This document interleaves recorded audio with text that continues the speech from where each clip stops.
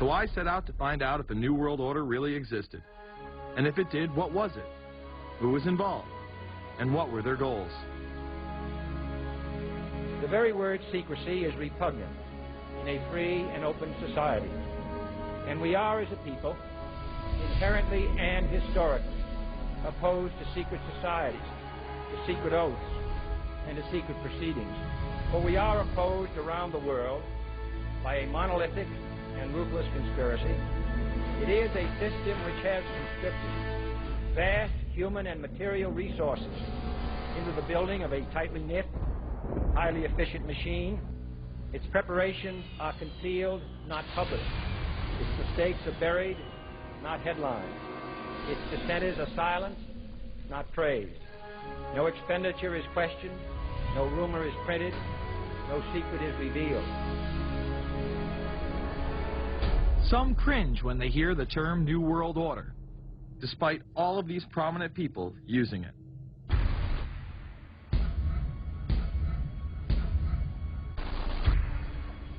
The world that maybe some people dreamt of at that conference back in Bournemouth, when it looked as if maybe history would end, that liberal democracy would triumph, that free market economics would slowly progress, and we'd have a new world order.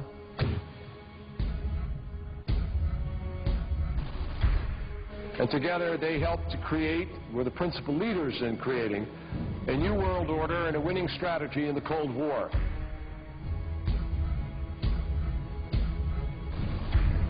We are part of a new world order. And as the recently departed Admiral William J. Crowe once said, it's long on new and it's short on order.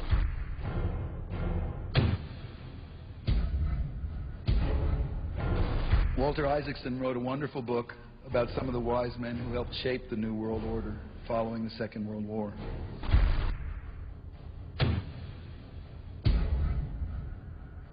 As we devise a way forward in Iraq, I urge the international community to embrace its responsibility for creating that new world order, a new world order based upon collective action.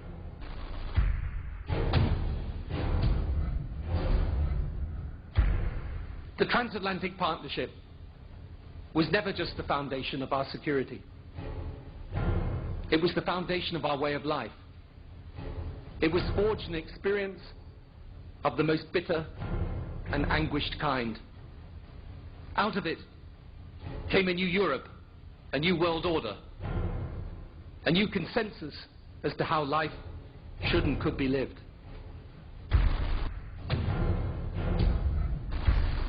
And just like that, it was gone. It was a new world order. That's what President George H. Bush said. Harvard historian Francis Fukuyama pronounced the end of history.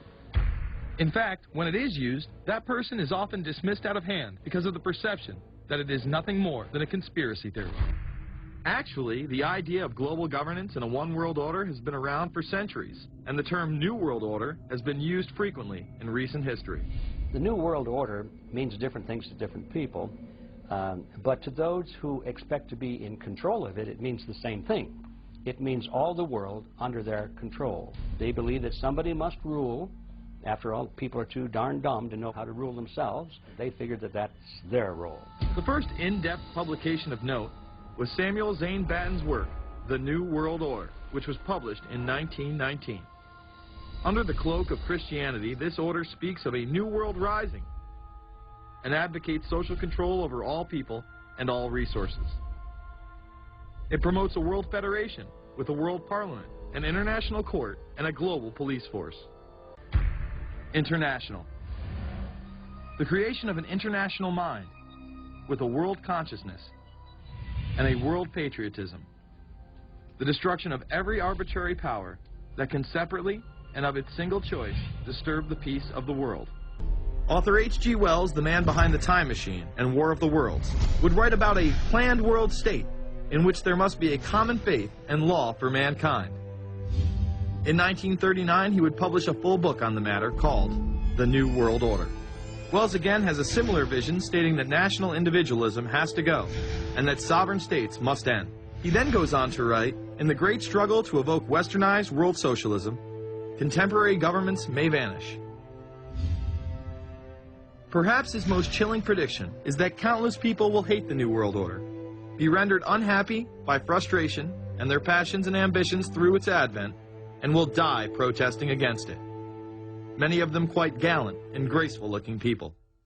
Collectivism is that concept where individuals are considered to be discardable, and that the group is more important, and that the ultimate group, of course, is the state.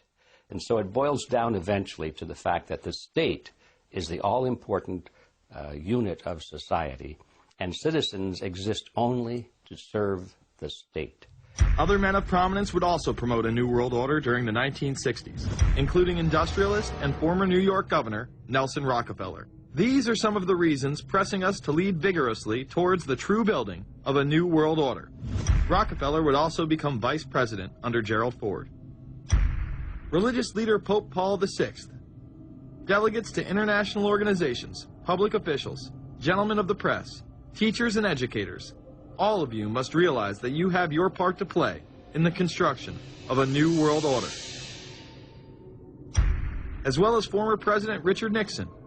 And the hope that each of us has to build a New World Order. However, Nixon was largely a mouthpiece for his most dominant advisor, Secretary of State Henry Kissinger. Kissinger may be the most vocal proponent for a New World Order of his era. He has called for it time and time again, in policy papers, meetings, and interviews. Time magazine recognized both Nixon and Kissinger as Men of the Year after announcing their New World Order in China. However, they were working on it long before. In these once classified documents, they both discussed the New Order with the President of Indonesia. Mainstream media was even critical of Kissinger's vision in the early 70s. In ragged, spasmodic fashion, a New World Order is coming into being, but it looks less and less like the world order that Mr. Kissinger had constructed in his own mind. Kissinger's New World Order would fall under the radar for some time. However, it saw a vast revival during the first Bush administration. Here is Brent Scowcroft, former vice chairman of Kissinger Associates and former national security advisor under both Ford and Bush Sr., as he discusses the New World Order. Looking at the subtitle this morning, Are We Ready for the New World Order, gives me something of the shudders. That phrase, New World Order, I'm afraid I'm partly responsible for resurrecting. To me, what that symbolized was perhaps a fundamental change in the character of our response to national security issues. Here, Charlie Rose asked Scowcroft, Kissinger, and former national security advisor Zbigniew Brzezinski if we are living in a new world order. Where are we as we think about this time in American foreign policy? Are we at a special moment which is being redefined? Or are we creating a new world order? We're at a moment when the international system is in a period of change like we haven't seen for several hundred years. In some parts of the world, the nation state on which the existing international system was based is either giving up its traditional aspects, like in Europe, or as in the Middle East. George H.W. Bush would campaign for a new world order like no other president before him. He would openly discuss it during his State of the Union address. What is at stake is more than one small country. It is a big idea, a new world order, where diverse nations are drawn together in common cause to achieve the universal aspirations of mankind. Again, a unified Europe was a major goal in creating this order. With few exceptions, the world now stands as one. A year and a half ago, in Germany, I said that our goal was a Europe whole and free. Tonight, Germany is united. Europe has become whole and free. The world can therefore seize this opportunity to fulfill the long-held promise of a new world order. We can find meaning and reward by serving some higher purpose than ourselves, a shining purpose, the illumination of 1,000 points of light. Bush Sr. and his administration would tour and promote this agenda across the board at any given opportunity. The President has spoken often of a new world order.